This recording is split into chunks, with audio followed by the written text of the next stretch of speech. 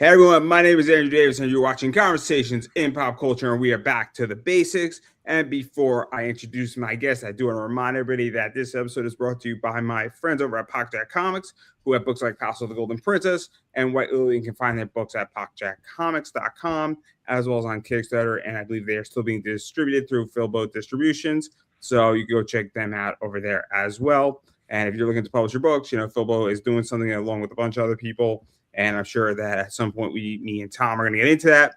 But enough about that, because I have with me legendary comic creator Tom Hutchison. So welcome to the show. So we went from back to basics to legendary. I'm back to the basics. You are? Okay. Yes. Yeah, I want to make that crystal clear here. I'm going back to the basics. I mean, next year we're going to be back in the saddle, but for right now we're back to the basics here.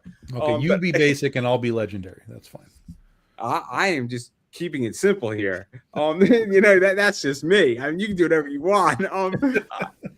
But that's just where we're at here. But enough about that, because obviously you got a lot going on. You got a Kickstarter going on with Legend of Oz, the Wicked West, which I can't speak to it. You got a Kickstarter going on. It's in one of those days. Ginger's Quest, Legend of Oz, the Wicked West. This is our 6-shooter Dorothy Gale back there. So it's our seventh volume of the series. We're celebrating 15 years of the series existing. So we're doing Oz all year long. We've already done 2 campaigns. This is the third. And then the wrap-up campaign will be like end of November. So before we get into that, obviously a lot of people know who you are. You've been around, as you tipped and said, for 15 years. A little bit of background. Obviously, Big Dog Inc.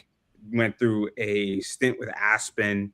I think you're still with AP, Antarctic Press. Mm-hmm. I think is still now publishing some of the Critter. I don't know if they're publishing anything else at the moment with you, but I know they're publishing. Just Critter for right now. We've had some talks about doing some other things with them, which they're interested in, so that's fine.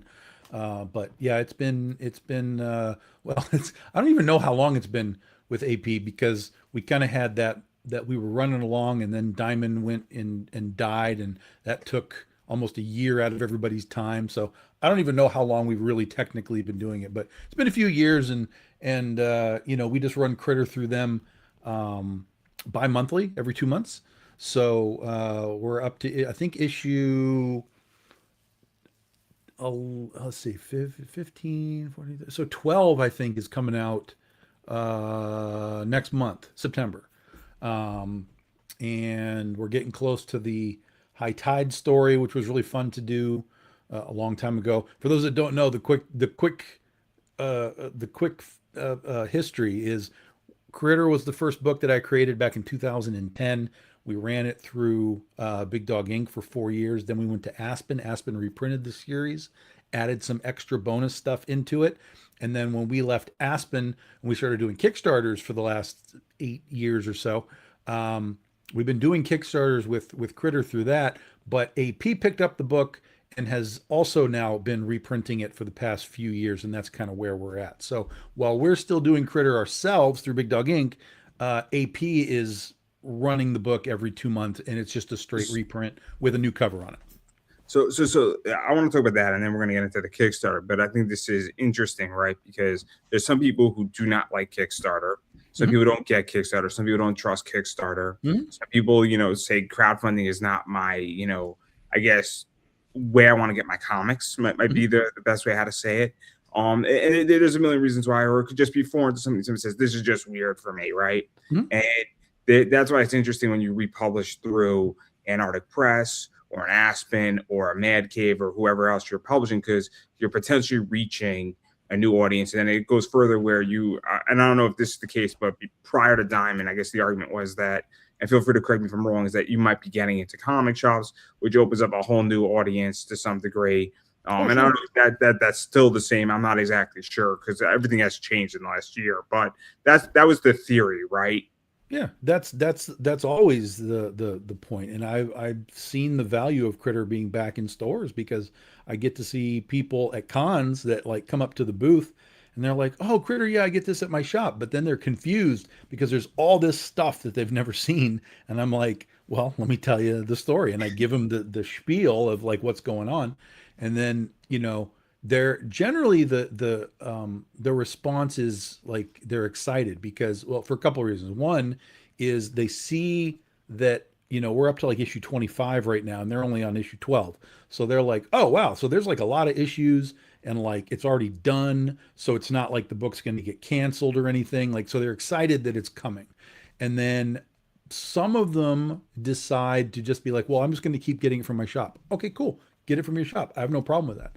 Other people dive in and they're like, oh, well, you got like variant covers and you've got like trade paperbacks and like, and they're just like, give it to me now. I'll just take it. So, but there's an excitement to Critter that I'm really, really vibing on, because it's something that again, we haven't been in stores in a long time. So the fact that people are finding the book through a third publisher now, is really cool, and they're digging it. And to them, it's basically a new book, right? That's the crazy part. Is we did Critter for 4 years by ourselves. We had that audience. We did Critter with AP or with Aspen for 3 years, completely different audience.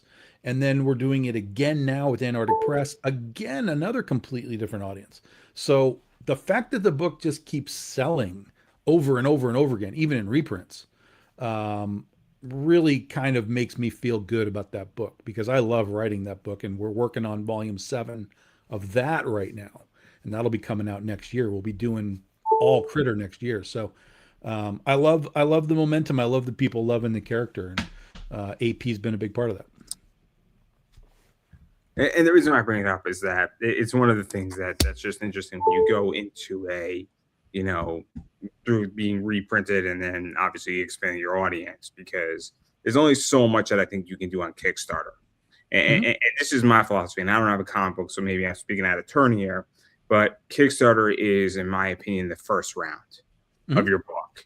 And It then you should have to be figure out. anyway. It should be, yes. I mean, that's just what I think. Maybe I'm wrong here. And again, as I stated, I could be speaking out of turn, but my perspective was always Kickstarter's the first round, and then where do you bring your book next? Mm-hmm.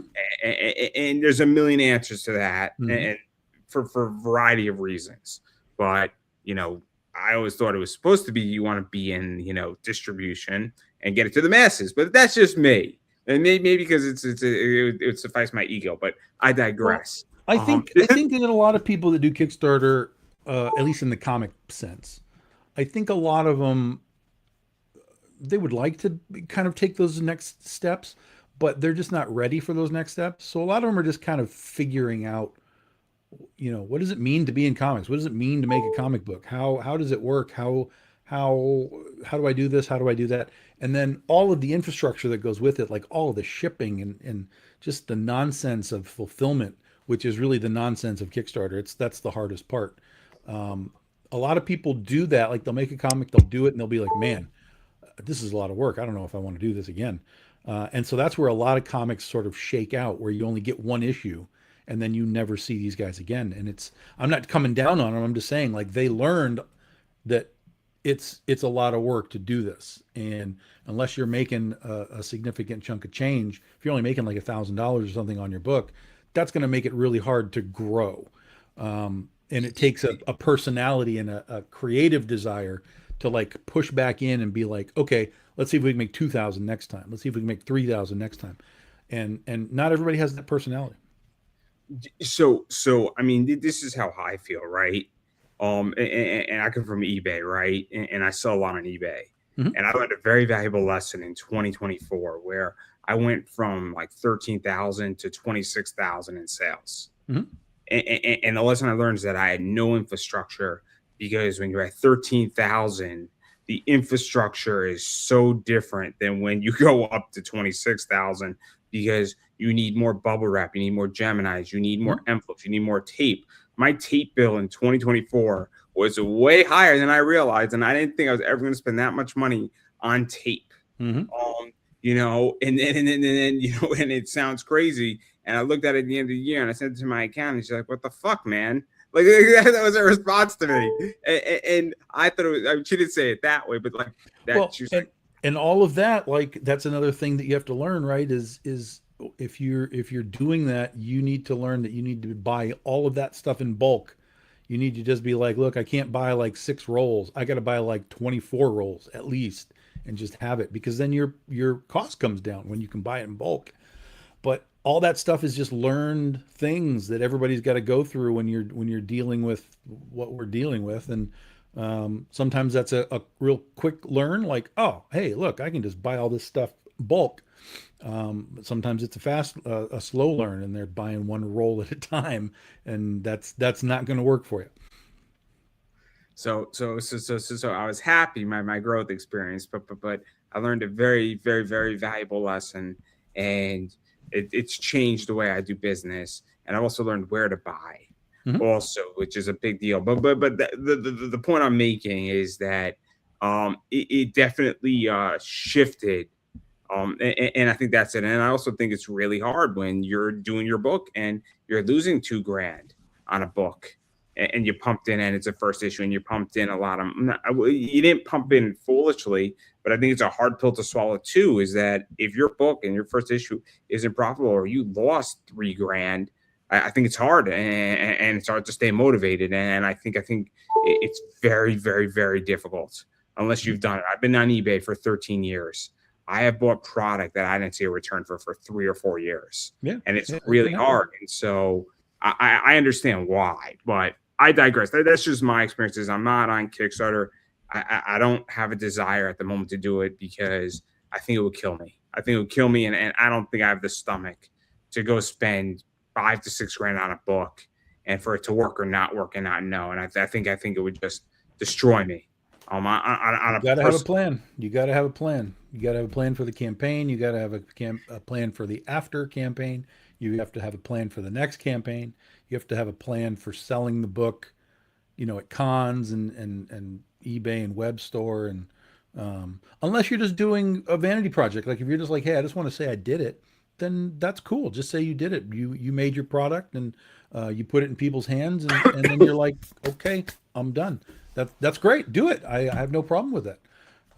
But it is a shame when people struggle because they're trying to do more, but they're just not prepared to do more. Yeah, that happens.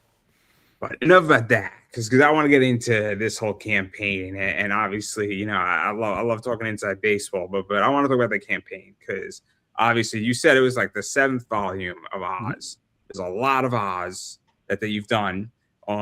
Typically the first volume was kind of, I guess, traditional Dorothy with a little twist here and there, but relatively following the Wizard of Oz that you all know. The And this thing story has. follows the Wizard of Oz. Yeah, the with it's sort of the Wizard of Oz, uh, the first book and some of the second book kind of overlapped.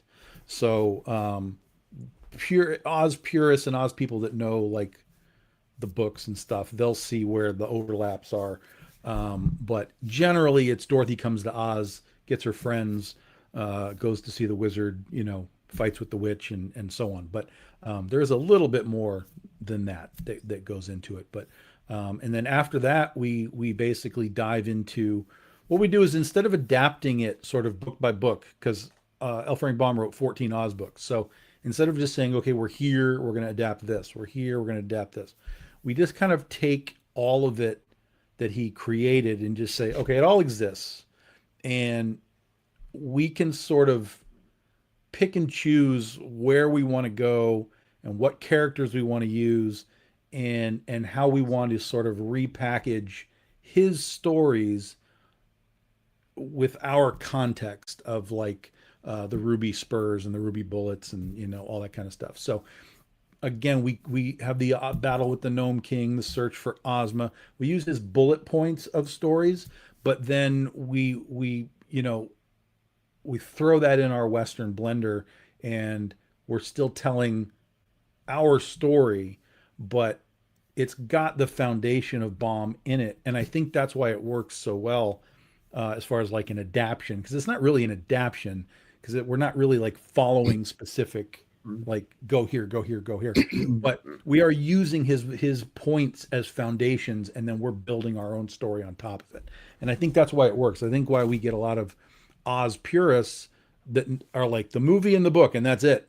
When they actually do give the book a chance, my book, they invariably I get people coming back going, "Oh, you really actually read these books, like you really understand the bomb foundation of it. And I think that's why it works. We can get people that know Oz to come over to our side, even though our book is not anything like what they're used to. Um, just because that bomb foundation is in it, that's what helps sell it. Let's talk about that because I like things that basically take a foundation and take a core, right? Mhm. So I mean, I'm trying to think of something that's really good at that. But it takes a core and then makes its own spin on it essentially. But its principles are there, right? Mhm. Mhm. I can't think of something off the top of my head here. But there's a lot, and I'm sure somebody can easily when they hear this, watch this, engage. Well, lots of TV shows and movies take things and adapt them and tweak them as they think it's needed. Um, some go way off the ranch and just go too far, and it becomes not what it was supposed to be at all. And then other times there's examples where they do change enough, but you still understand what you're doing there. You still understand. I still understand this world. Still understand these characters. It's still working even though it's modified. But other times it's like, what are we doing? What like Halle Berry's Catwoman is the perfect example of what are we doing? That's you're too far out on the ledge on that, especially after you just had Michelle Pfeiffer Catwoman. Like, how do you go from that to that? So that's an example of like you've gone too far. Um, but if you're adapting something that exists, and you can ground your story in what the fan base already understands and knows, and then you just sort of layer on top of it. I think that's the way to go versus like, oh, you know what? I like Jaws, but what if he was a dolphin? Like that doesn't make any sense. You know what I mean? There's ridiculous levels, and then there's like comprehensive storytelling levels, and you kind of have to be that. No. To get into this, because the reason why is that obviously this book is about General Jinjar, that's what this one is focusing on. Obviously, Ozma's in it. It's their interaction, them meeting for the first time to some degree. They're dealing with the Gnome King and that whole situation that's going on, Mhm. and there's now political, potentially military, waristic situation that can occur and there's tension obviously in Oz, Mhm. and it's not exactly the same as it was in the books as you were saying, but I get that there's tension here. I don't need that. I don't need it to be that Ozma's wearing a blue dress, right? In this, she could wear a red dress if she wanted to, or something else could happen slightly that's different. But I get the idea behind it. But because that's also the thing is that like I don't expect General Jinjar to now be this fluffy, bubbly character, right? Like, because that if you talk about going off and extreme wise, that would be changing the character. Mhm. So I mean, but like that's why this is so interesting, though, is that like you're now taking this, and obviously there's a little bit of a twist here going on, but now we're getting into this. What you said perfectly is that great. This is happening at this point Mhm. and it's their interaction and they're dealing with the political strife that's going on. And as somebody who read all, I read the first 12 of Mhm. the Oz books. I have a pretty good idea of the world, right? Mhm. I also understand Oz from Fable's perspective. I Mhm. understand Oz from Wicked's perspective in revisionist history to some degree. And so I love the entire idea of Oz. And so, I have a real understanding. And so I expect certain characters to act accordingly. Yeah, I And so, mean, there's definitely some, like when you're comparing like my Dorothy to traditional Dorothy's, she's nothing like traditional Dorothy, but she has she has just sort of enough of that tie back to the foundation of personality, that she works.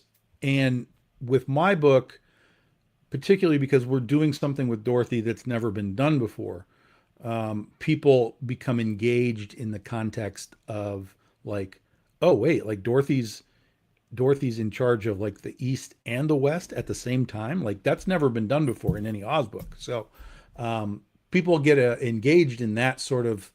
Uh, it is an extreme change. So you have that one sort of extreme change, while everything around, still is sort of like as we understand.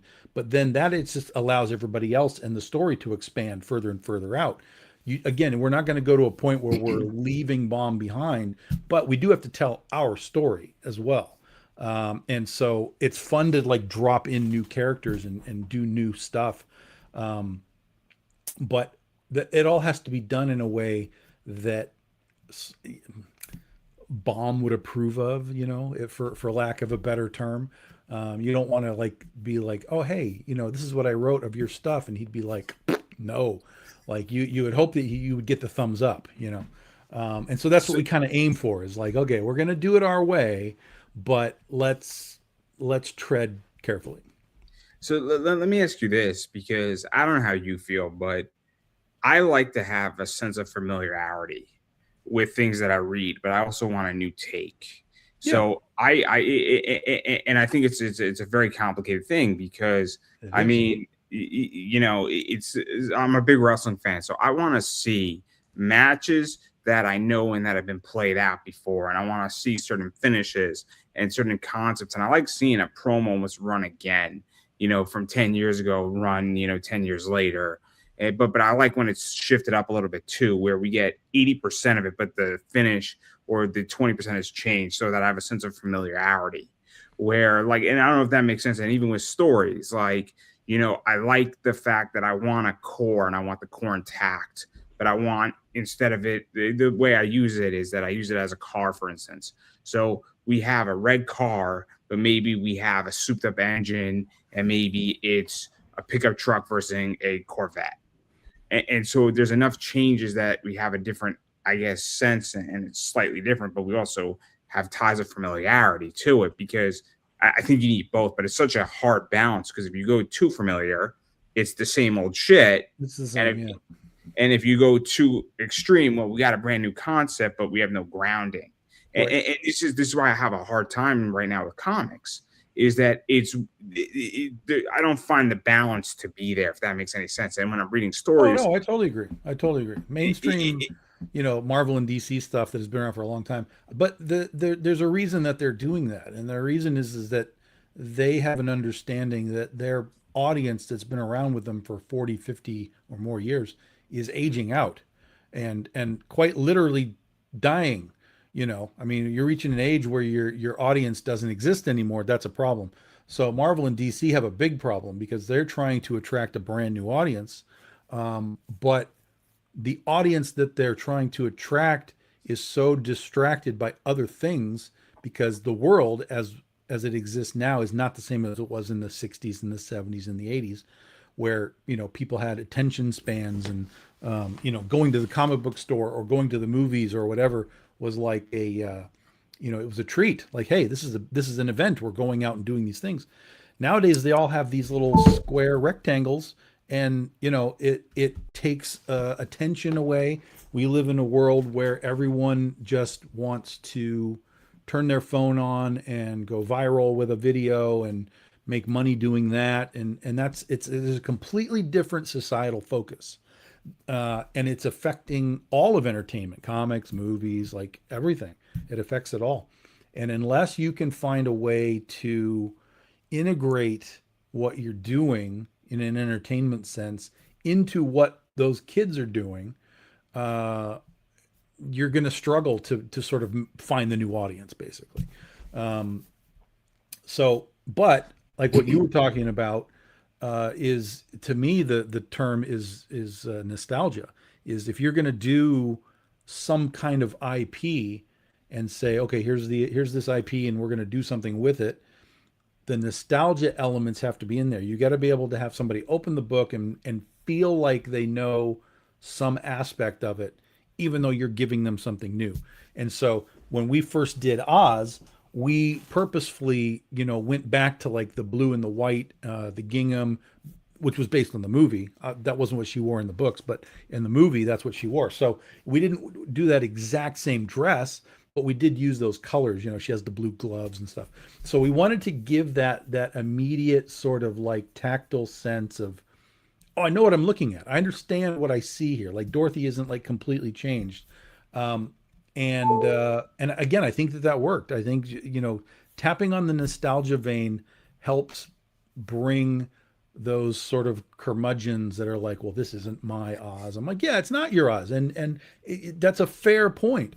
But I think that if you gave it the opportunity, you might be surprised. And I would say probably 70% of everybody that I sell the first book to, they come back and say, "Oh, I get it. I see what you're doing." And so, you know, we've found that balance of nostalgia and then stacked our story on top of it. So I think that's why it works. So to go even further, I mean, obviously, I don't know how many, if you haven't read Oz, I read the first one, the first volume. Oh man, I've read pieces here and there. I haven't read the whole thing. It's on my to do list. When I'm out of a economic hell, the omnibus is on my list to pick up. So I'm letting you know that, but I'm not there yet. Um, you know, I, Right I, there.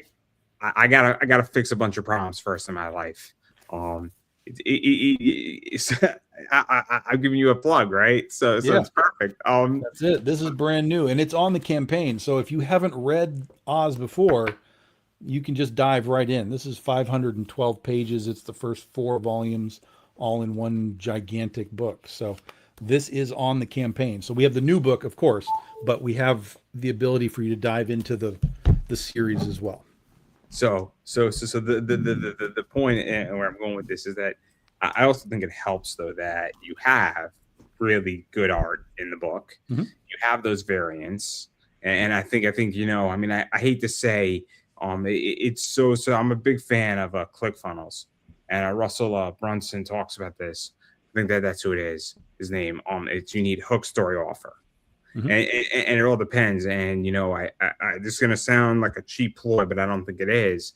Is if you have a really cool variant cover sitting on your table, it does attract people, and Sure. that's kind of the hook. I mean, and I think that helps to a degree. I mean, if you could just move your head one way or the other because you got that really cool piece behind you, that to a degree is a hook Mhm. for somebody to stop, say, "Oh, cool, this is Dorothy," because I think most people can realize that that's Dorothy. What's this about, right? Mhm. And I'm not saying because somebody still has to read it, but if you could hook somebody in and then they stop, and well, you got them to stop for 2 seconds, you could pitch them the book. And I'm not saying it works, it could work at a con, sometimes it could work on the internet, but I think that that's also part of it is that, when you look at, Dorothy looking like a gunslinger in the West, I mean, I think that also helps to a degree where that's a hook saying, cool, what's this? Why is Dorothy holding a rifle and looking like she's in the Wild West? And what the hell's going on here? I mean, that's just how I view it. But Yeah, that's why we got when we do cons. That's why we got our big banners, and you know, Dorothy's on one of those banners, and she attracts people because again, you get a sense of like, oh, I think that's like supposed to be Dorothy, right? And then they ask questions. So yeah, it's that good art and good design will become their own icebreakers for you. You know, in the sense of like Comic Cons and being able to post art online, just in general, social media. Oh, here's my cover by because whoever.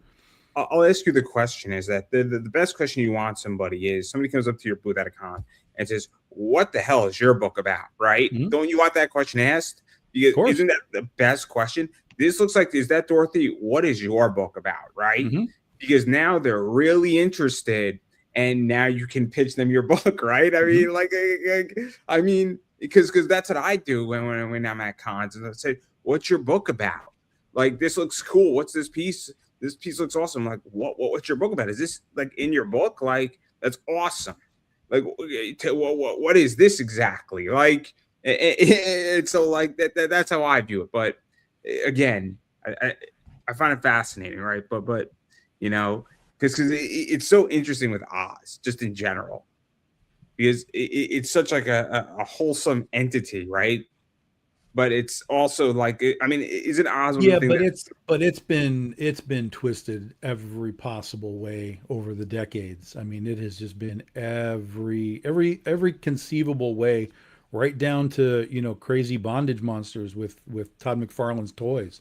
Like Oz has been everything, virtually everything that you can think it could be. I mean, even Tin Man, the sci-fi story, was almost pseudo post-apocalyptic type of thing because the Emerald City had fallen and the wizard was like a drunk and like Oz in its purest form is the books and the original movie. That's sort of like pure Oz. And then when you go into like Return to Oz, everything gets a little darker and weirder. You're given Dorothy shock therapy and you've got the Wheelers and it's crazy stuff going on. But Return to Oz is based on the books. It's just sort of a mishmash of different books and mishmashing characters and so on. But yeah, it got a little weird there. But there's all kinds of crazy movies. Even back in the early 1900s, they were making really weird adaptions of The Wizard of Oz. Um, there were plays and stuff. Some of it Baum was involved with.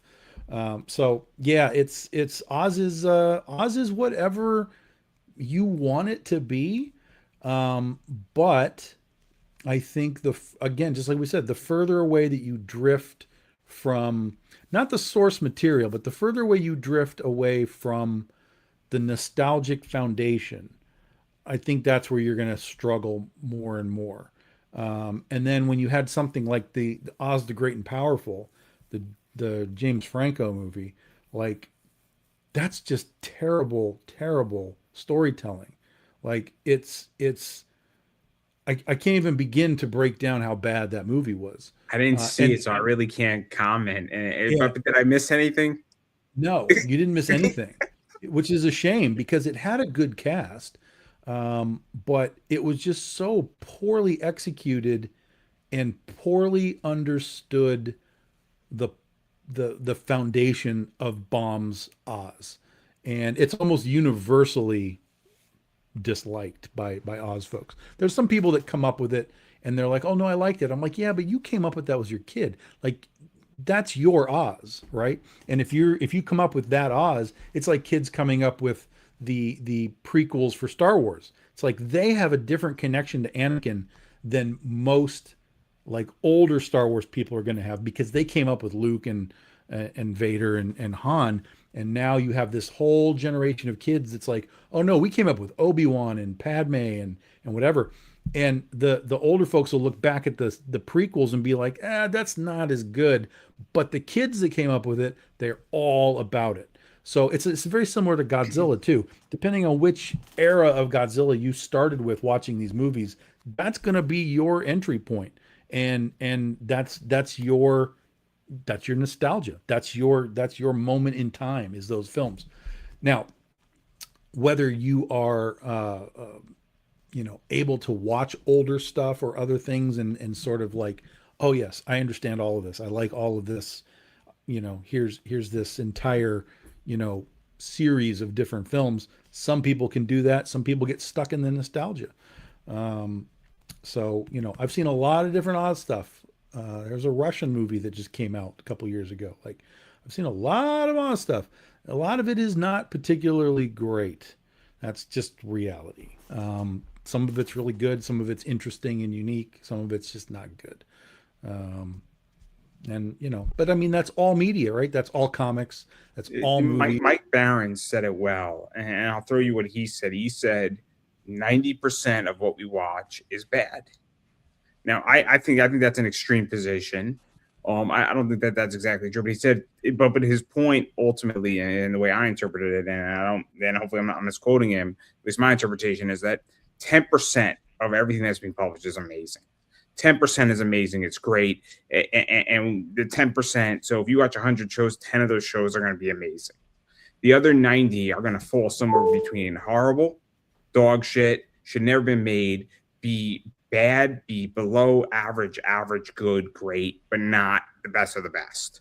and that's the whole skew, right? But Well, but yeah, 90%. but the best of the best is always the top such percentage. I mean, so The point he was making is that the majority of what you watch and consume it's not it's average at best is sure, what he was getting at. of course, yeah, yeah, yeah, yeah. That's probably true. Well, no, that's not true, because he can't speak to what anyone watches. Some people might only watch the top tier stuff. They might only watch a Breaking Bad and a this and a that, and they might not even ever pay attention to the Kardashians, right, or whatever. But I think his point is better said as like 90% of what's made is varying levels of up I until the just go top. on statistics. So we Yeah. could take 100 and assume somebody watches 100 shows, right? And watches a variety of 100 shows. If we were to categorize that and give it all grades, it would break down in that fashion for the Yeah, majority. but what I'm saying is that Yeah, there I are in understand. the history of TV, for example, there are 100 great Yeah. shows. So someone could theoretically just be Yes. watching the good shows. That is true. That is true. Also, there are shows that weren't good at the time, but are fantastic now. That have And found their audience and such. Sure. Yeah, I'll absolutely. give an Absolutely. example. The Honeymooners, I Love Lucy. Those two shows are some of the greatest shows that have ever been made Hmm. in television. But at the time they were made, they weren't bad, but they weren't considered in that category. Well, but Uh, also you have to take yeah, into the time period of when things are being made too. I mean, look at Star Trek. Star Trek made 3 seasons and disappeared, and people were like, "What the fuck are you doing, man? Like, bring me back my Star Trek." But when it was playing, no one was paying attention, right? It wasn't getting high ratings or anything. And now Star Trek the original series, oh my God, everybody loves it. So yeah, it's so he's not wrong, but I think that everything is sort of with 2020 hindsight. We can kind of look back and say, you know what, we watched that garbage and we thought it was good, but no, it was garbage. It was garbage. It can still be fun garbage, and that's the other layer to, like, what's good and what's bad is sometimes we can accept that it's bad, but it's still fun to watch. And talk about the almost probably 90% of the 80s is bad, but a lot of it is very, very fun to watch. So that's I there's love that. watching Transformers. Transformers is amazing. I don't know if it's good or bad, but I love it. Like it's like a guilty pleasure. Like I could just vibe out, and I don't really care if it's good or bad. I'm just You enjoying mean it, the right? the, the old cartoon? Oh yeah, the old cartoon. Yeah, the old cartoon is bad. It's bad. Well, let me rephrase. The old cartoon gets bad. Like in the Yeah, early I know. seasons, it's not terrible. I mean, it's a kids cartoon, but it's not terrible. But then once you get to the movie, which is great, after the movie, it all falls apart, which is a shame. But they clearly just weren't worried about it anymore. I So, had a high school teacher basically play us Transformers, the movie, while mhm. we were reading One Flew Over the Cuckoo's Nest, and it was great because those two things should not work together, and they do. They absolutely do, and it's amazing. But I love it's a horrible cartoon. I mean, I love it though. It's a guilty pleasure, and then like I chill out and I'll drink my whiskey and I'll watch it, and it's fantastic. I didn't say it was good, but I love it and I enjoy it and I own it, and it's absolutely wonderful. I got like my that the big box of like my Unicron box. It's great. So I spent way too yeah, much money no, on that. it's a genuine. The first couple of seasons are genuinely pretty good, and then they did the movie, and then after that, it's hard to watch. There's still some stuff that works, but um, it's a lot of. But see, again, that's the '80s. A lot of we look at back on a lot of these properties, and we're like, oh my God, they were so popular and blah blah blah. Yeah, but most of these things only lasted like 2 or 3 seasons. Like they weren't like barreling 7, 8, 9, 10. They're not The Simpsons that's done like 40 seasons, right? These things were very, very designed to sell toys, and that was their entire purpose and nothing else.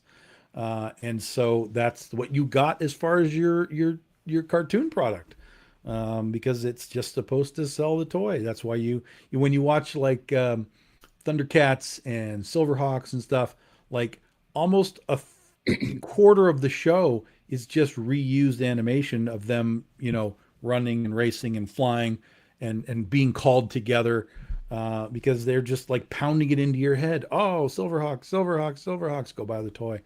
So, a lot of that stuff is shaky, but again, still fun. Still fun. So that's the nostalgia. That's the nostalgia. And if you can tap on that nostalgia for something new, you're going to have a much easier way, to an audience than if you're just trying to come out of the void with something that no one's ever seen before. Oh, I'm a Thundercats kid too. Oh my god! Like I wasn't even born in the '80s. I was born in the '90s, and like this is what happens when you get Boomerang in your house. This is exactly what happens. You discover Boomerang when you're like 7, and you're like, shit, this is so much fun. And you're not doing your homework. Instead, you're watching like Johnny Quest and Thundercats and Voltron. Oh my god, it transfer. Oh, it's just terrible. But I turned out okay. I turned out okay. I want to make that crystal clear. I turned out, but not the point here. But I love the Thundercats. When I was a camp counselor, I taught all my kids the Thundercats. So my huddle had a flag and it was a Thundercats symbol. It was terrible. I'm teaching all these kids like all about the Thundercats. I'm sure their parents love me. Like, hey Johnny, what'd you learn today at camp? And he's doing oh. But I digress. I want to get back to Kickstarter and all that stuff. So I have an opinion about Kickstarter right now, and I'm curious what you think about Kickstarter, because, and what I mean by this is that I don't know what the current state of Kickstarter looks like. I have backed maybe in the last year 5 projects on Kickstarter. There's a lot going on in my life, economically, business wise, that I just don't have the money. I'm also way more selective than I used to be, because I have not been exactly thrilled on a variety of reasons on the products. I find it hard to find good books to read. And also, it's just the timing of the books taking. But people say they're going to be in 6 months and they're taking a year. And that is definitely, I don't know how you feel, and feel free to call me out on this, but I've lost confidence to a degree in delivery. And it's not just one person's book. It's a lot of people's book in like 2025, and even going kind of the back half of 2024 when I was backing a lot more, is projects that said we were going to be delivered in 6 months or 8 months. We're taking a year and a half. And so I've lost confidence a little bit in the system, and I'm not saying it's everybody, but and feel free to convince me that maybe I shouldn't be judging that way, but that's part of it. I also find it just, I mean, there's a lot of variables to that, because sometimes shit just happens, life just happens.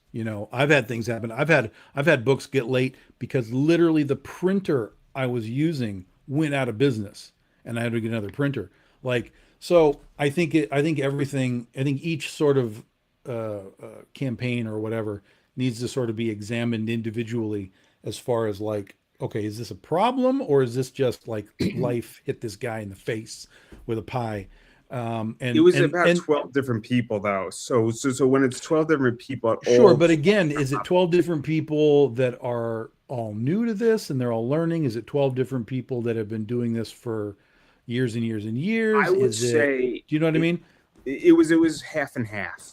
Yeah, So and that's what I'm so saying. So each, you really have to look at it as yeah. individuals. But I think one of the problems is you're not alone with that. But one of the problems is I talk to people a lot where they're like, "Oh yeah, I backed all these things and I never got, whatever it was that I pledged for." And then I invariably find out that they're pledging to stuff to people that are new. And I'm like, that's I'm not saying don't do that.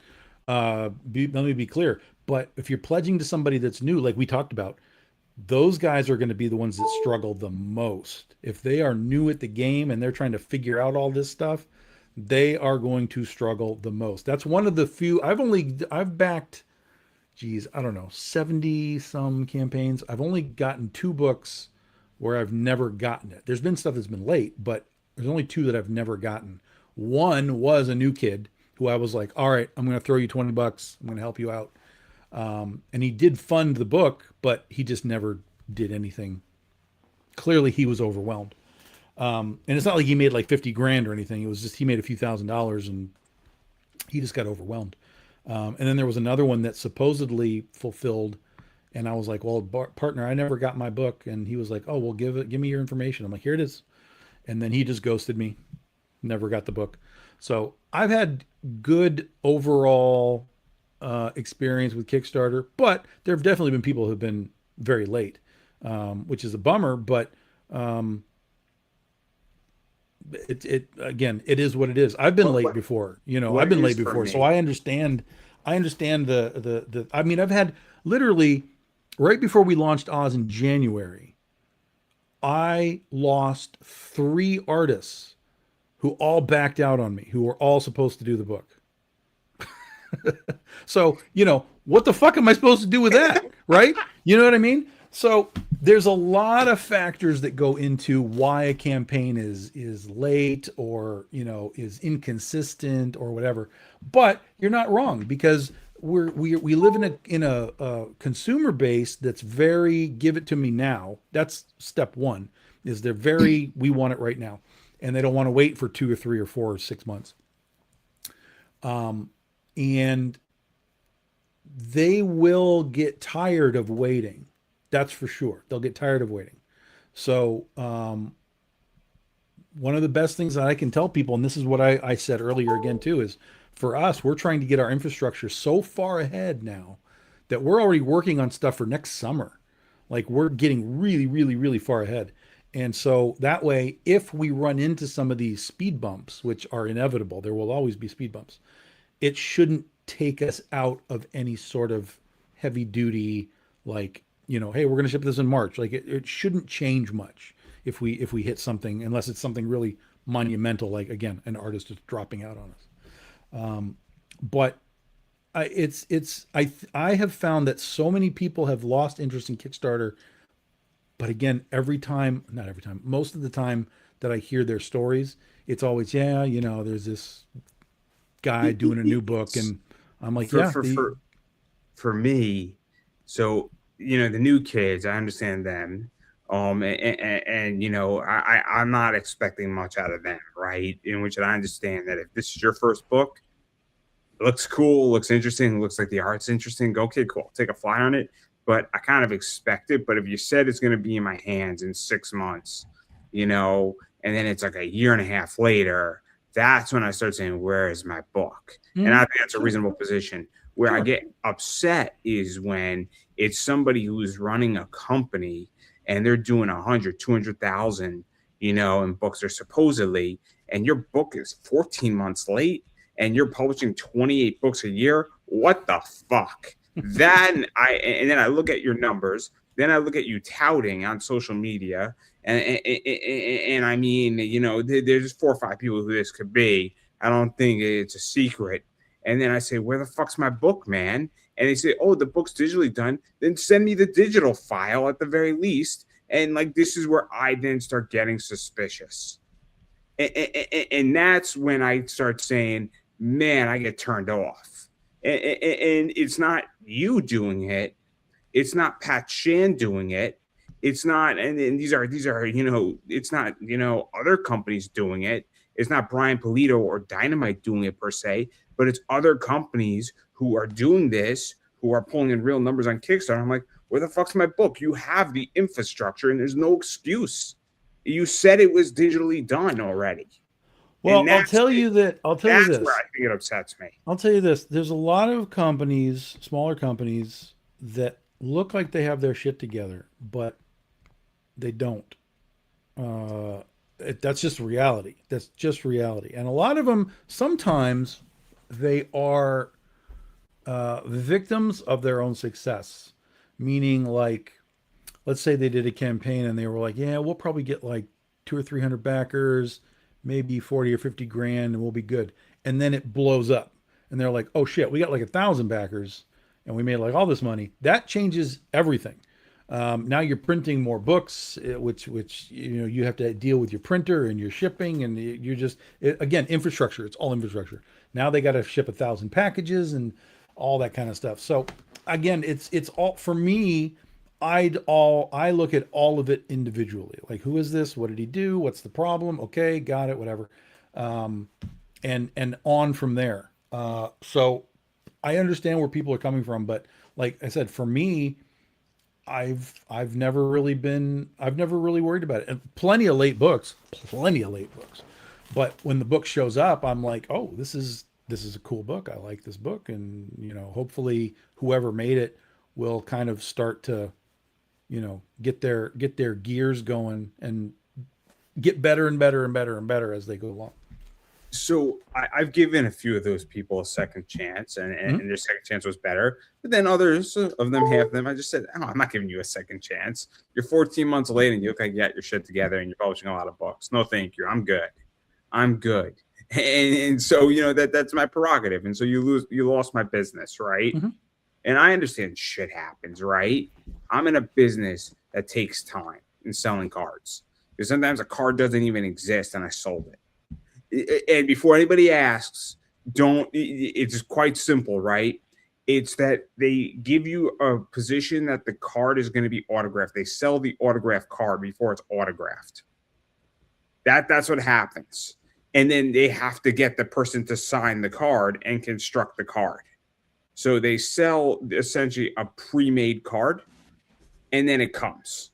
But it could take a week or it could take 3 months. But my buyers, for the most part, understand that. It's a very odd thing to explain to somebody who doesn't understand it. And some buyers get Well, some. see, and I think that's the idea, that's the mentality that I think everybody has to have. You've got to just slow down and just understand that there is so much work to do. Once a campaign is done, there's so much work to do. Uh, you think that a campaign is just like, oh, here it is and here it is, but it takes time for people to be able to build up into a better service position. And I kind of feel like now it's one thing if you never get it, like that's bad. If you never get the book, that's bad. And at that point, that should just be, you know, cut off. But especially if they're doing other things and you never get your book, that's bad. But again, I think it's all individual. Just have to look at each individual and say, who is it? What's the problem? Is there a bad track record? Are they overextending themselves? Are they doing too much and it's slowing down the whole business? Like, it's not that hard to kind of look at a campaign and a track record for the campaign, or for the Kickstarter guy, and get a sense of how they do business. So unless it's a new guy, but again, if it's a new guy, always plan on low end service because they're all learning. So, but Again, it's with the person who their book was 14 months later said, look, I'm not doing this again. That was that. And there's plenty of other people that I can buy from and then get books from. And I don't think I lost anything. And I just said, you lost my business. And that was just a choice. Mhm. So I didn't really like how I was treated. I didn't like the lack of communication, and Mhm. it turned me off. And so they got some interesting stories, but I'm not ready to give them another chance. And that's perfectly fine. I mean, I think, and a few other people probably feel the same way I feel. And you know what it is? Because I just didn't like the fact that you're 14 months late, and you said the book was done before you launched. Like, what happened? Like, I felt like I was lied to, Yeah, and, sure. and I felt like I was the sucker in the room. Well, and I'll tell you, it's going to get even more weird on Kickstarter, on crowdfunding in general, with AI, because now there are AI books all over the place. And some of these AI books, because you're supposed to, there's like a section when you're filling out the campaign, where it asks, like, hey, did you do AI in any context of making this book? And you're supposed to say yes or no. And there are campaigns that are running. Well, one of them I think is done, but there's one running right now at least that they're like, oh no, this is real. This is all real. And all of the art that they show in the campaign is like, dude, this is so painfully AI. But because at the bottom it says nope, no AI, you have people that are buying in going, oh cool, this is a cool book, but they're going to get an AI book, well, if they get one at all, but they're going to get an AI book, and that'll be a whole different bag of worms when people start getting AI books from campaigns that say no AI. It's gonna be fascinating. It's gonna be fascinating. Um, I got into it with somebody, and we were talking about because in the business of comics they said because we usually talk about AI art, but we don't talk about AI writing. And I Mm-hmm. said, so how do you openly know? I mean, it's pretty obvious that I didn't write this interview with AI. It's pretty obvious. And I didn't use, but you don't know if I used an AI prompt to help me write the interview. But I think everybody Sure. would agree that the product isn't the script in an interview. It's the interview that we're doing in public. And I'm not an Mm-hmm. AI bot, right? I Mm-hmm. think everybody would say, oh, Andrew used the prompt to help him write the interview, but then he did the interview off of it and they're having a conversation as people. I don't think it's frowned upon the same way if you create an AI image. But I think it's complicated when we talk about AI scripts because I asked the question is how do you know if it's an AI script? I don't know how we know this. Like because with art There, you can tell. yeah, there are ways to. I don't think you can say there's ways to know like 100% because unfortunately there are just bad writers. I mean, you could be reading this and going like, Jesus, this is really bad. This seems like AI, and it's just a bad writer. I mean, that's a real thing. But there are things that AI does that are often very repetitive, and when you see that in a script or in a story or whatever, you start to get a sense of like, oh, this is we're getting too much repetition, and I think that's part of where they come from. But they also talk about like using some sort of a long dash or whatever that is supposedly like an AI thing that they do. But then people are going back into like old books like 1800s and stuff, and they're like, look, there's no AI in the 1800s, and they got the dashes in here. So that's what I'm saying. It is very difficult to like look at anything that's written and just I be wasn't like, even did trying to be did confrontational when I was saying it. I was genuinely curious because with AI yeah. art, we can point it out, we could run it through screeners, but you don't necessarily in a comic book get the script for it. I mean, you No, see it. but again, it comes down to does it read right? And unfortunately, again, just because it doesn't read right doesn't mean it's AI. It can just be bad writing because that happens too. Um, so it's going to be very difficult for that kind of stuff down in the future. But and that's why a lot of people now are they don't just say in the bottom like no AI. They're actually using like logos and stuff in the campaign like no AI, no AI, no AI. So if someone is saying that and then it's determined like without any sort of reasonable doubt that they are using AI, they're going to be squashed. I mean, they're done. So, if you're going to say no AI, you better make sure it's no AI.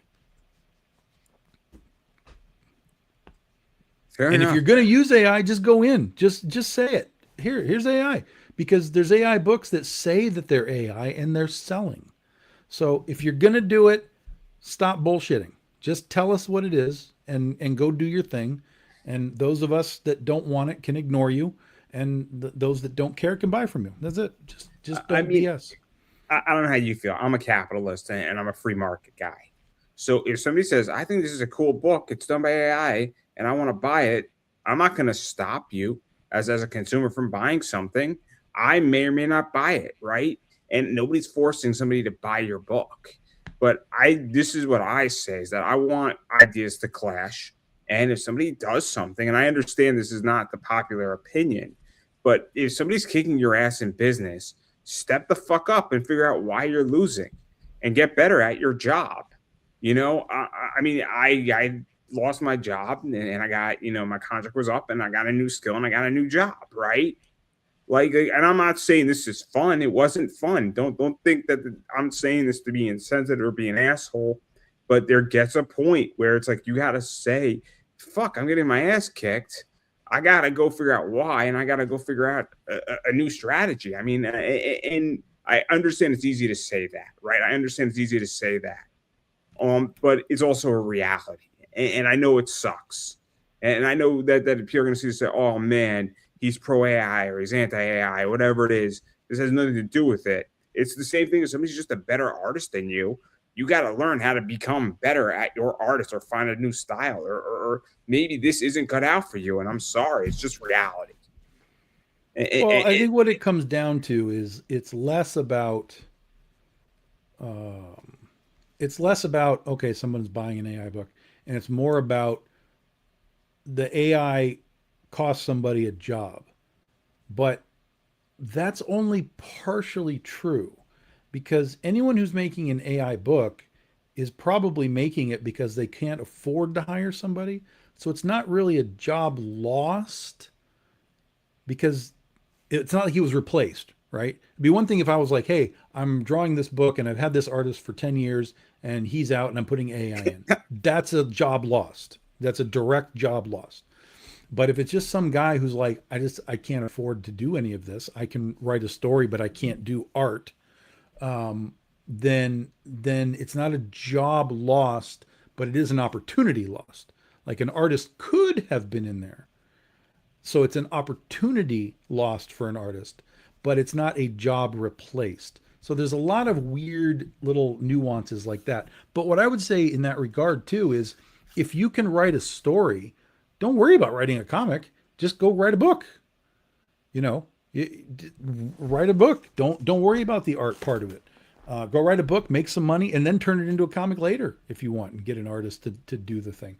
So AI is a lot of weird rationalization, morality, but I think the biggest cuts are not going to come from like the comic book world. They're going to come from the higher up levels of production, like we saw with Spider-Man and Supergirl. They used AI to work on stuff within what did they call it? Visualization of the city and some other stuff.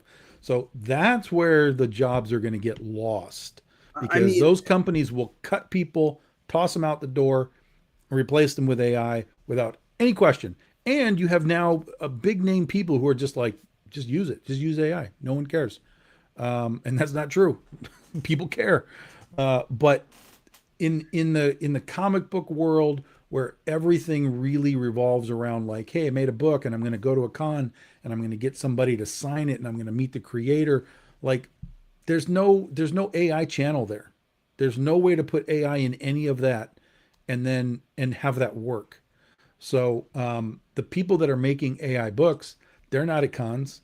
They're not doing anything other than just generating generally speaking, their boob books and just putting them out into the world. And I'm like, okay, whatever. But for us at Big Dog Inc., I like the chain. I made a book. I made it with some people. We go to cons together. We're hanging out. We're doing the social thing. We're at a booth and people are coming and they're seeing it. And we're signing books. And I like the chain. That to me is what comic books are. It's not just the product, but it's the hey, I made this. Hey, I bought this and I liked it. Hey, I liked it and I came to the con to see you guys. Hey, I want you to sign my book because this is cool that you guys are all here. And then I'm going to go home and say, look, I met Tom and these artists at the con and they signed my books. That's to me is comic books. And that's what we will always do at Big Dog Inc. no. I was gonna just say about movies is that Netflix just bought Ben Affleck's company Mm-hmm. for over 600 million Mm-hmm. of AI visual effects. Mm-hmm. And it's good and bad. Ben Affleck didn't develop the company to put people out of work. I mean, he built this company for the sole reason that he said, "Hey, you've got to make a movie, and you're making an indie Well, film, and I'm again, trying to make it a little there bit cheap." are you just here's the thing. If it's a company, it's hiring people, right? People still have to do the prompts. Even if it's AI, people still have to do the prompts. So people are still working, but it's just that it's taking away a step in the chain. So instead of somebody coming in and saying, "Hey, I need this whatever city conceptualized, artists do it." Whether it's digital art or drawing art or whatever. Instead, it's taking that piece of the chain out and what's being created kind of can't be created because it can only draw from what it knows. Now, here's the weird part. That's also art, guys. That's artists. Artists come up referencing things that they've seen. I watch people draw just like Jim Lee and J. Scott Campbell and all these guys, and it's real drawings. I'm talking about pencil drawings, but that's their reference point until they can, kind of find their own way. But AI doesn't have the ability to find its own way. Everything that it does has to come from something else to be cobbled together. And that's the other part that people don't like is it's like, well, is it art? Because it's just like a collage of whatever it drew from, whatever it was trained to look at. And that's why it looks so wonky 99% of the time. Yeah, I like making AI memes. I had a really good time with the Knicks and the Spurs. I really enjoyed that. But also it wasn't commercial, and it wasn't like that's what I use ChatGPT for. I'm a big ChatGPT guy, but ChatGPT is very efficient for a lot of other things that are not art. But I enjoyed having Mitchell Robinson dunk on Wemby. that with AI art, it was great, and nobody cared that it was wonky because when people, I am so far behind everything in a tech sense that I will never ever reach a point where I will use AI. I can't. I don't even watch YouTube, man. Like it is. I just saw an article today where YouTube is like the number one streaming platform in all of whatever, and then Netflix is second. And I'm like, dude, I use YouTube for like watching movie trailers. Like when a trailer comes out, I'm like, watched it, and then I go away, and I don't come back to YouTube again for another, 3 or 4 months. So like, I'm so far behind all of this, as far as tech for anything. I'm just like, nah, I just don't care. I'm not asking ChatGPT to do anything for me. I'm not asking make me an image, make me a schedule, I'm a human being. I can do this shit by myself. I have pencils and pens. I have paper. See, this is how you do it. I use ChatGPT, so I do a lot of play to earn games, and there's strategy involved. So I asked ChatGPT to make me an extensive strategy guide on how to maximize something. And the input I gave it was insane. It was like 2 pages of input, and it was like, okay, and it legitly built me a battle plan, that was sick. And I'm like, damn, and this couldn't have been done any other way. It really couldn't have been, because it took so much effort to build the correct prompt. Not 2 pages, but like 2 paragraphs, a lot of information, and it really built me a step-by-step guide that was beyond helpful. That's working in Atlas Earth for me. And for those who don't play Atlas Earth, that's a whole different conversation. But the point I'm making is that's what's useful for AI, because I gave it so much information that couldn't be, and variables, and just a whole slew of things, and it built me a pinpointed strategy with modification, turn-offs here or there. If this occurs, you do this. Yeah, but see, back in the day, we figured that shit out. When a game was hard, we figured that shit out. Anytime someone's going to tell me now that, oh yeah, I can't figure this out, I'm going to ask ChatGPT, that's a fucking weakness to me. Honestly, that's a weakness. It's a weakness. It is, because you're relying on some. Now again, there's the aspect of like, what's the difference between doing that, for example, and just going to Google and asking questions and stuff? And I get that it's a similar type of a thing. But if you ask Google a question, it's not going to necessarily really answer you. It's going to just give you options to be like, well, look at this and look at this and look at this. And then you still have to figure it out. In my defense, right? So Atlas Earth is not a typical game. You buy parcels of land that basically make you a billionth of a penny every second. So and then you can figure out how to earn, and you talk about maximization. Let me stop you for a second and just say this. Yes. I don't give a fuck. I don't give a fuck It's a game. Figure that shit out. Otherwise, here's the thing. Otherwise, you're not really playing the game. The ChatGPT is playing the game. You're just playing it for ChatGPT.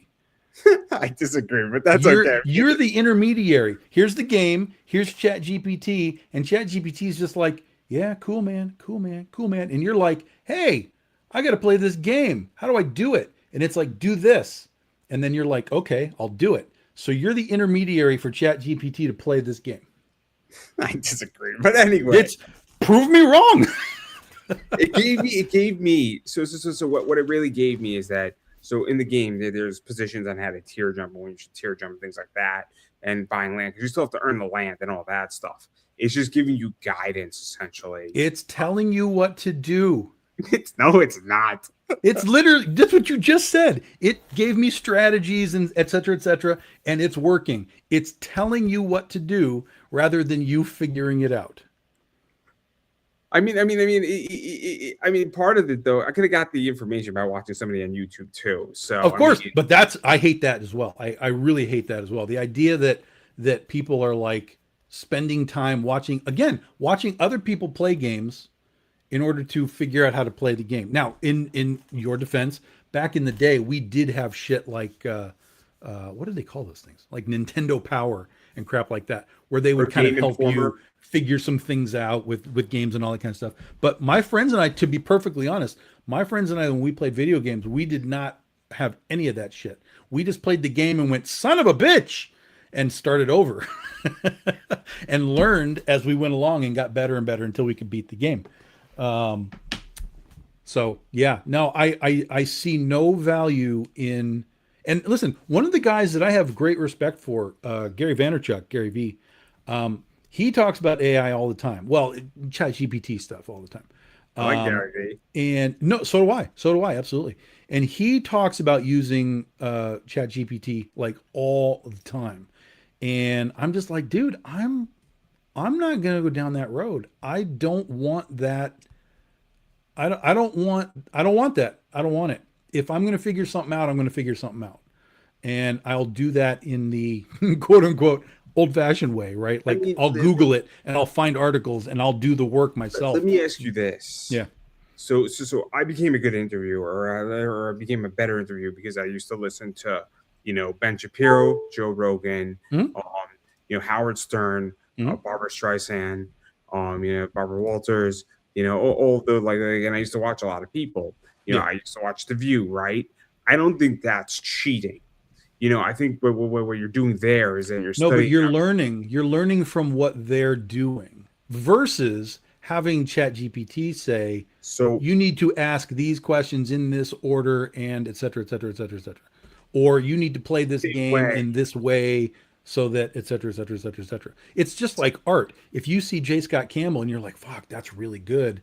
I want to learn to draw, and you use him as your reference point, you're going to start with that and you'll find your way into what you can do yourself artistically. So from an interview standpoint or a talking standpoint, public speaking, whatever you want to call it, you can absolutely learn from all of those guys doing what they do 100%, and then find your way with all of that. Because it's kind of the same way I'm good in it, and I learned how to invest.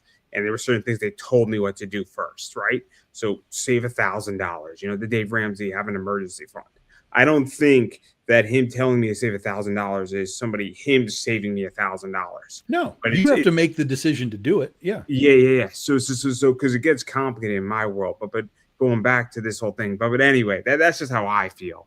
Is that? But I'm making money with Atlas Earth, so I'm happy. But I modified the strategy as I see fit, right?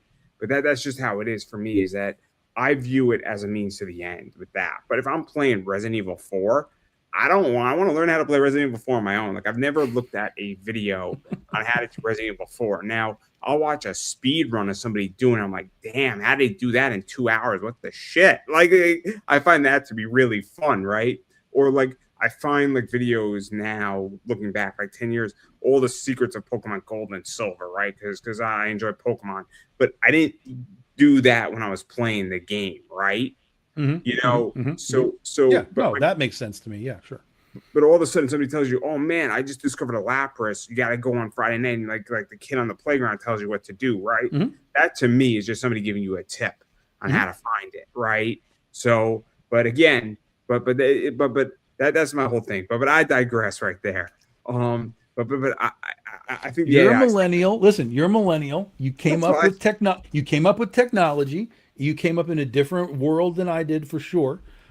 You've probably never not had a phone in your hand, or some sort of device in your hand, and that's and then Gen Z and Gen Alpha. It's just going to get worse. And when we're talking about AI, the farther down you go, the more that they come up with, because they're all coming up with AI, they're not going to care about what is produced by AI or not, because they're going to come up with it. So interesting. You know what I mean? So in I in didn't get. 20 years, like these kids that are they're kids now, and they're in their 20s, they're going to be like, dude, I've been playing with AI my entire life. What do I care if this Star Wars movie is AI or not? You know? So interesting. I didn't get a Yeah. cell phone until I was in the eighth grade. So I'm 33. I didn't get a cell phone until I was in eighth grade. I didn't get my GameCube till I was 12. So I had a Game Boy, but I was one of those kids that like didn't have a device. I mean, the computer was still running on AOL in my house for like a good like 6, 7 years with the phone line. So Yeah. like, there was times where you could play, you couldn't play. I remember playing Neopets. Like, but I was one of those kids like that like I wasn't like addicted to tech. Um and I might be a But you millennial. but you've become addicted to it. Yes and no. Yes and no. I mean, I enjoy like working out. I enjoy swimming, right? Mhm. So like, and if I'm like cycling on the bike, I mean I'm listening to my music, but I don't think that's tech addicted. But like No, I no, no, no. enjoy leaving my phone in the house and going for a walk. I enjoy being outside, leave my phone in the house and have a beer on my deck. I mean, I enjoy, going to a bar and not looking I at my don't believe anything you're telling me. phone. Okay. This is clearly a Chat GPT response. Like, what happens to Chat GPT if I get challenged by my guest about things, and Chat GPT will say, "Oh no, you just tell him that you don't care about technology at all. Like No, you that's just not what I said. I love technology. I love technology, but I do put it down, right? Because I don't want. I agree. It's problematic to in a lot of ways. Um, I don't disagree in which it, but like I enjoy just not looking at my phone sometimes. yeah." It's stressful. I got suspended on Twitter, and I was suspended for 2 weeks, and I was so much more happy. I was so much more happy not on Should have Twitter. just deleted that, dude. It, Should have it's just it's it's deleted that. it's a cesspool. It's horrible. Yeah, just delete it. I'm so much I happier. Like I I go on dare Twitter. you to delete it. I mean, I'm so much happier, but like I have to Well, then delete it. Kill it. it's it sucks because it's like partially how I find interviews, right? So Yes. No, I understand. I understand. because I hate fucking Twitter. Like I don't have a problem. I love Instagram. Instagram is positive. I look at cute cat videos on Instagram. Like YouTube's the same way. TikTok's the same way. I hate Twitter. It's full of just hate. It really is such a cesspool. But like I can't not be on it for business. And like I wish there was a way that like I could just be on it for like 6 hours a day and then it just shuts off. And then because I want to be miserable for 6 hours. Like that's the app that I should invent right there. Just a plugin for your Twitter where it shuts off after 6 hours. Man, 6 hours on Twitter for 6 hours. That's addiction to tech, dude. No, because I don't want. It's like I want to use it for business, but I don't want to use it for my personal life. But like it gets intermingled. It sucks. Like Instagram, everything else I'm fine with. It's just Twitter is just hateful. Delete it. Delete I it. guess Delete I it. should. Delete it. Change your entire structure. Save yourself 6 hours a day. Mm. I Buy people like basically 12. I'm I basically use Facebook and almost nothing else. Facebook and Instagram, but that's because they're linked. So I'll post on Facebook and it'll go there automatically, which makes things really easy for me. I like that. Um, I have TikTok, but I don't use it really because I'm not interested in making videos that just again too much time, man. It's too much time to be making these fucking videos. I'm happy to just post a picture and be like, here's some information, like go. But to be taking the time to make videos all the time, no. Um, but I am there and I'm connected with people that I know and so on. But um, yeah, and I can't tell you the last time I was on Twitter. I couldn't tell you the last time I was on. No clue. I don't even know why I have it, to be honest. I should probably delete it because I'm not even there. I hate Twitter. I hate Twitter. It's so stressful. There's never anything good on Let me Twitter. tell you this. Did you hear this? Was it Gary Vee said this? No, it wasn't him. It was somebody else. Oh, it was Mr. Beast. Mr. Beast said that he makes now, in a percentage base, more money on Facebook, like reels and shorts or whatever they call that stuff, because there's less competition on Facebook. So people are now starting to come back to Facebook and use it, and it's working dramatically well for them, which is really interesting because I never left. But again, I don't do all that stuff that he does. I don't do reels and videos and all that kind of crap. I just don't have time for it. But I did find it interesting that people are now starting to swing back to Facebook, and now MySpace people are like, oh hey, let's bring MySpace back.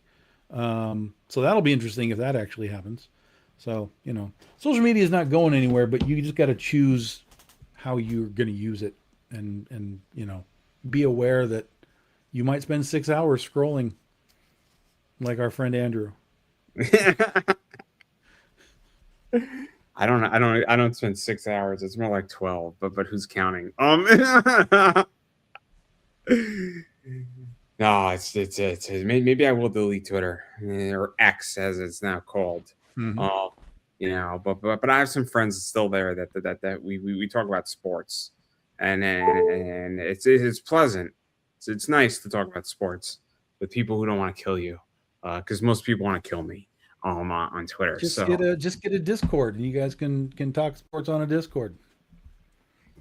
yeah, I'm not a fan of Discord. Like it doesn't vibe with me. Like I don't get it. Like I don't get Discord. It's so weird. Like I, I don't understand it. It's just chat without social media. That's all it is. I mean, people post shit on Discord. There's like, hey, here's a channel with my stuff. It's just a place to post more stuff. But you can just use it as literally a chat room or direct messenger or whatever. And get your football talk in without having to deal with X. It's football and basketball, the NBA. So but I don't know. It is what it is. It's I'm probably not going to join Discord. I'll just get rid of Twitter, and I'll find a Facebook group where we can all talk Yes, and have a that's good correct. time. Yes. Yes. Or an Instagram position, or maybe I'll just pick up a phone and call somebody. That No, always don't do works that. too. Don't do that. Don't do that. Nobody wants that. Nobody wants that. The only one that wants that is your mom. Is the only person on the planet that wants you to pick up a phone and call them. So yeah, don't do that. Don't do that. I don't know. I don't know. My niece is on a FaceTime you all the time, so that's good too. But I digress. But yeah. But getting back to the campaign here. Obviously, you got a lot of rewards. And a lot of covers, and this is the picture part of the presentation here. So you have this one. Yep, that's our primary cover. That's our story cover, whatever you want to call it. We always have one cover that's like sort of story related, and then the rest are our guest variant covers. This is um, Donnie Hadawijaya and Sean Lee, and this is what the inside of the book looks like too. So same artists do the inside of the book. So we have that. Then we got this one. That is Francesco Tomaselli. This is his first time with us. Did a great job. That's Ginger. And then we got this. And this is Nkaru. This is a guy I found over geez, well, I guess it would have been last year because he did a cover for us on the anthology book this year. So there was a Scarecrow cover and now the Lion, and we'll probably have him do another one for the campaign in November. But I love his stuff. It's so freaking great. Very animated style. I love it. Got this one. And Narcelio Sousa, he's been with us for many, many, many years. He does all the covers for all the new covers for Critter for Antarctic Press as well. So we like to get him on as many projects as we can. Let's got that. We got this one right here. Another new guy. This is Francis Zeruto. He's got an amazing style, very, very energetic. And this is a new colorist as well. This is Edgar Tavitas doing the colors. So it's our first Flying Monkey cover in a long time. They're underrepresented. Yeah. And Dorothy Gale, that is Nii Rufino. Unbelievable, unbelievable cover. Unbelievable. And there's a 3-pack that you can get that we do with her called Artist Editions, where you get the line art version of the cover. You get a version of this with all the logos and the trade dress on it. And then there's a holofoil. So it's a 3-pack that you get all together. It's only available in that 3-pack. And we print those to order. So if we get orders for 25, we make 25 of them. And then finally this one. And Glinda, that's Larry Tuison and Eleni DiNapoli, and Glinda with all of her bubbles came out fantastic. And then all of these, I think, as you stated and alluded to with the Nii, is that there's holofoils. I don't know. Do you metal still? We have a metal one of her cover. We don't do them for everything that we do, but we have a metal for her cover. Yeah, and it's actually a jeweled metal. So basically, it's like bedazzled. Shannon Glerneau, she puts little actual jewels on the cover. So it'll come with 50 sparkly details on the metal cover as well. Yeah. We just started doing those. We did them in January with Nii's cover, and then in March, and they look fantastic. I love them. We'd never done them before, and since this is the 15-year anniversary of Oz, I was like, well, let's go and do something a little extra bonus special, and they came out great. So yeah. So let me, and then obviously you got the mystery boxes, which I bought a few. And yeah, like we said, there's all the trade paperbacks, the omnibus book, there's the TikTok spinoff. So there's a lot of other Oz stuff in the campaign. And if you like the variant covers, we do have a selection of old variant covers. I went into the warehouse and found, 5 of these and 8 of these, and we threw those up on there too. So there's a bunch of just old vintage Oz covers as well. Limited quantities. And you got the nice mystery box, which is always fun, which is, what is that, 8 or 9 books? 10 books. 10 books. Yeah. With an exclusive in the box that can only get in the box. So it's not just a bunch of random stuff. It's random books plus the official mystery box exclusive that you will get. So there's that, and then the rest of the books. And then, I mean, you usually, I don't know if you still do it, but I've gotten a few of them. I got a metal that was a limited 10. I got a hollow foil in there. It was like, I think a limited 50. And then they vary where I think you do. Because sometimes you have a 500, right? And sometimes it's like a 250. You have a limited 50, a limited 100. Like, it varies, right? Mm-hmm. Yeah, it just varies. Yeah, they're just made up of random books. Yeah. But it's cool stuff. And my Asher B limited 10 metal is a sick book. Mm-hmm. I don't know what it goes for, but it's a nice book. Mm-hmm. So there's some good books in there that you could potentially flip. That's what I'm going to say. Just as if anybody's watching and you want to flip Big Dog Inc. books, be my guest. I know because I've done well with them. So having said that, as I'm saying to you, but I think you're happy that I flip your books and I make money, right? Tons of people flip our books. That's nothing new. That's happened since the beginning of what we do. But people wouldn't be flipping your books if they weren't valuable. That's it. That's right. And it benefits you if you sell me a book for 20 and I sell for 40. I'm going to come back to you as long as that market is hot. Well, and yeah, and it shows that there is a market for it. I mean, that's the whole thing is, we sell tons of books all the time from our web store and from our eBay and Comic Cons and whatever. And like I said, with Critter, we're on the third printing of the book, and people are still buying it. So what we do is popular, and people like it. And we just want people to get involved. That's all. Give it the old college try. We do so much different stuff that it doesn't matter who you are or what you like. We will have something that will float your boat. Yeah, no, no, no. I mean, it's good, right? And then obviously, backing out of this, I mean, and we touched upon a little bit, but where do you see comics going in the next year? I know we touched on it a little bit, but I'm always curious on two fronts. On the business side, because a lot of stuff's happened with Diamond, a lot of stuff's happening with printing, but I'm also curious on the story side because I think that there is, and it's just my opinion, is that there is more garbage and there is more than enough better stuff being put out just because of the volume of what is being put out there. And I'm just curious what you think on both sides because we're in a weird space, I think, in comics I don't because really buy much new comics, so I can't really speak to it. Most of the stuff that is popular, I don't get it. Like Absolute Batman, stuff like that, I just don't get it. It is not for me. Um, so, you know, I buy comics and I try things out, and the only thing that I've been buying, well, two things, I guess, that I've been buying that I'm still consistently getting is Battle Beast, which is the spinoff from Invincible.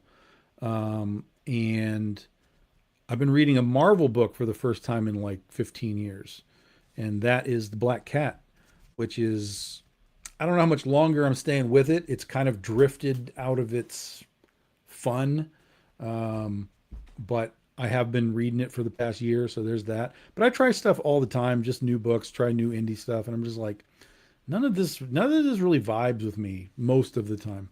So I just kind of focus on what I do. That has to be my focus, you know.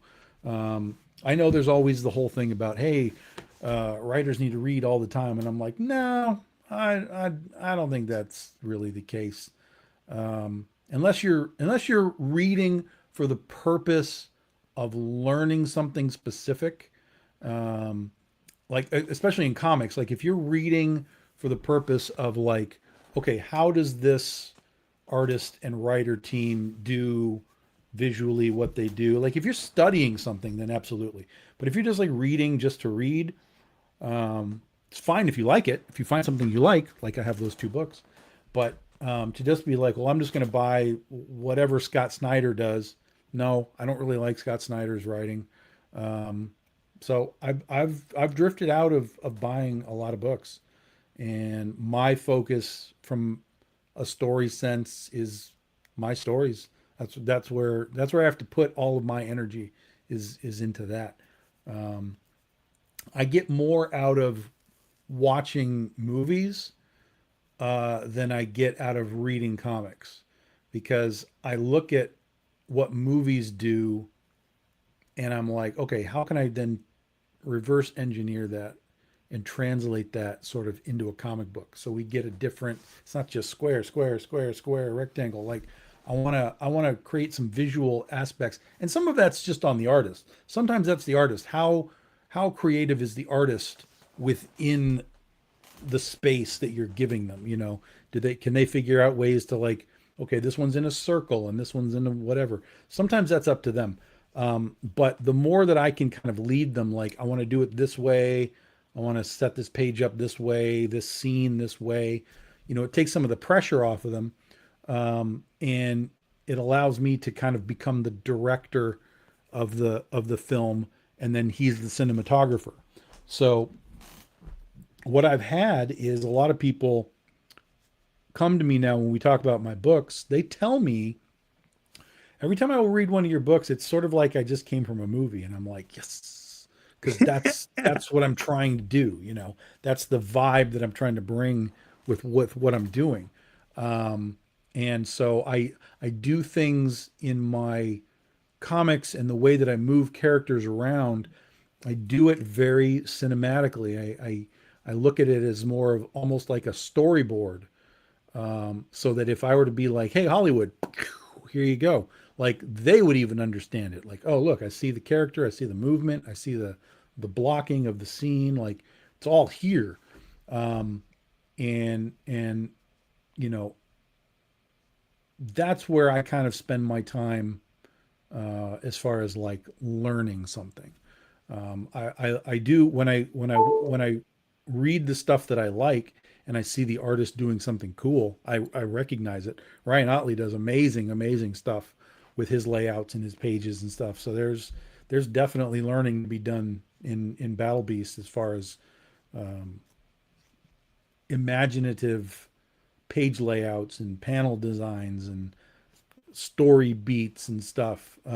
He just did something the other day that I was like, that's the easiest thing ever. And it's so good. He had this double page splash where Battle Beast and Conquest are eating at this banquet table, and they're on opposite sides of the table this way. So here and here. But then the top and the bottom panels were just their eyes. It was like a super close above their eyes. So you had Battle Beast eyes, and then you had the big splash page, and then you had Conquest eyes at the bottom. So it was really great because you could kind of see that in that middle panel. You can kind of see that they're like looking at each other. But when you add those top and bottom panels where their eyes are just like beaming ahead, like you really get a different sense of that entire scene. It's just more dramatic and more aggressive. And I was like, fuck, that's so easy, but it's so good. The result is so good. So um, I like learning from those folks that really are kind of pushing the envelope a little bit. That's always nice to see. Jay Lee does some of that too. Jay Lee, he's doing a book called M1 Monster Racer, something like that. He has very unique and creative page layouts and design. I don't vibe on it quite as much because it's a little too erratic and esoteric, but um, it does kind of just give you something to sort of bite into when you're reading it. You're like, oh Jesus, this is a little fucking crazy and weird and um, you know, some of it works, some of it doesn't, but he's trying to do stuff which I like. It's kind of cool. The coolest thing I saw, and I forgot what book it was. It was in a graphic novel. Is that they had the character moving around slowly throughout the book in the bleed, essentially, and they had the character slowly moving from the start of the graphic novel, from the left corner all the way across through a 120 page graphic novel till the end. And I thought it was so cool. And I don't know if it was in the comic, and I don't know if that was that, but I love the idea of doing that in the bleed, where you had the character moving down to the end as if they were going to jump out of the graphic novel. And I thought it was just a little touch. But what's the point of it? The point is that it was tied to the story of like the Right. character escaping. Okay. So Okay. as Okay. you're reading it, Yep. and the character is getting through 120 pages, Yep. they're trying to escape from like the city that they're in and the situation they're in. And Yep. it was just another layer on it, but it was so subtle. And they're going, and like they're in the middle of the book, their facial expression is a little bit more worried. And I thought it was such a little touch, right? And I'm like, man, this isn't that complicated, but you're just adding this little character moving downward, and then at the end, they kind of made it through, Hmm. and now they're safe again. So they were Hmm. safe at the beginning. They're in a problem, but they're like, there's a point where they're like jumping across the page in the middle of the book. It's great because it was so, but I didn't get it at first.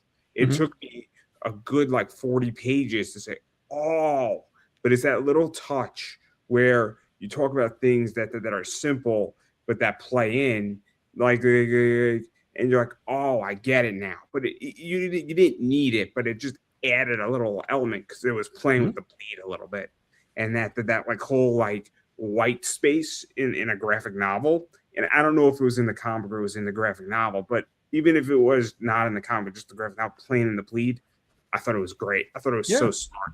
that's interesting. It was cute. It was fun. It was a nice little touch. You didn't need it, but it was great, and it was enjoyable, and I felt that it added something to it.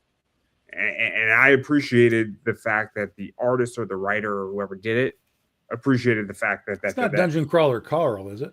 no, this was a book from maybe 10 years ago. Oh, okay. But like, and that book was just something else. So it was a fun book though. It was like a rock and roll vibe. I forget what it was exactly. The name of it slipped in my mind, but it was great. It was a fun one. Not the best graphic novel, but I like the fact that they had a little avatar moving throughout the whole thing. Just a nice little touch. Yeah, it's interesting. Because again, why not have a good time with it, right? It's the same thing where I mean, but my favorite book of all time is Lost Girls, but that's a different conversation for a different day. It's just Alan Moore is just such a good writer. Except in comics, he's a great writer. His last novel, oh my god, that book, that was too fucking long. That book was 1,600 pages, and it was just like, so it was a tough book. But I digress. But enough about me.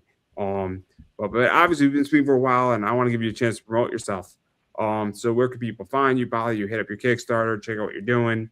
Because getting funding is, I think you're funded, right? Oh yeah.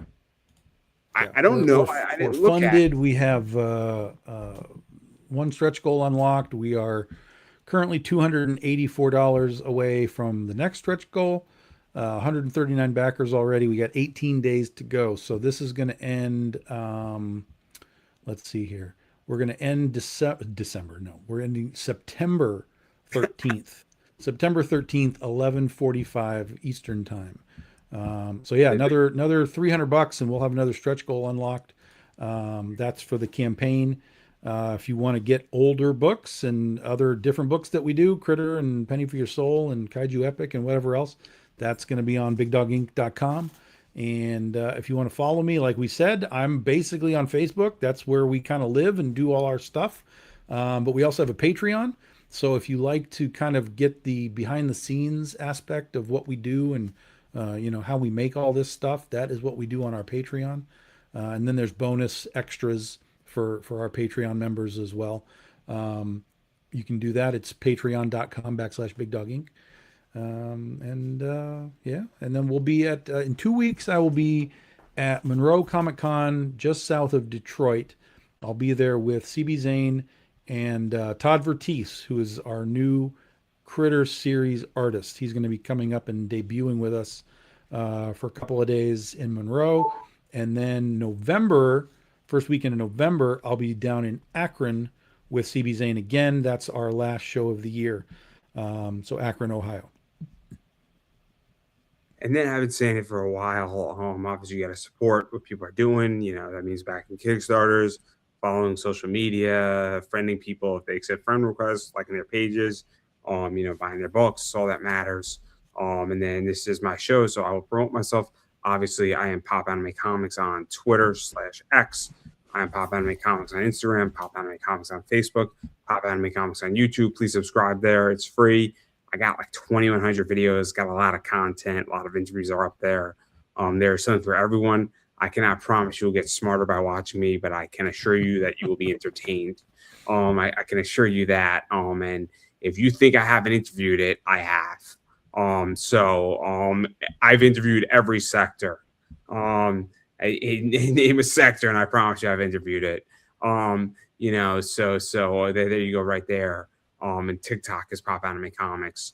I run another channel called Big Boy Card Collecting because I'm a huge card collector.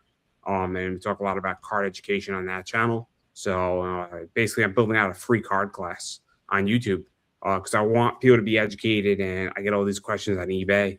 So I decided that I'm just going to answer it on YouTube instead. And when my clients ask me questions, I'm going to point them to the video because I'm tired of answering people. And I figured it's a better use of the resource anyway. But having said that, I also have an eBay store where you can go and look for comics and collectibles. Come shop with us on eBay. And the type of stuff I carry in my eBay store is this. I carry books like this in my eBay store. I carry books like this in my eBay store. I tend to carry cards like this in my eBay store. Limited 25 Angel Reese draft night. She's going to be the defensive player of the year. In case you didn't realize that, everybody, I also tend to pick stuff up like this, which is a Diana Taurasi autograph 101 card. So stuff like that comes through my desk all the time. So definitely be on the lookout for those. And along with several other stuff, like, this stuff comes through sometimes and winds up at my store, which is a 1 of 5 Steady Volcaire, and so on and so forth. So stuff like that comes through my store all the time. I just got some Otani Team of Japan, Samurai Japan boxes that sold out instantly. They're up in my eBay stores. So again, stuff comes through, and if you're looking for rare stuff, I got you covered.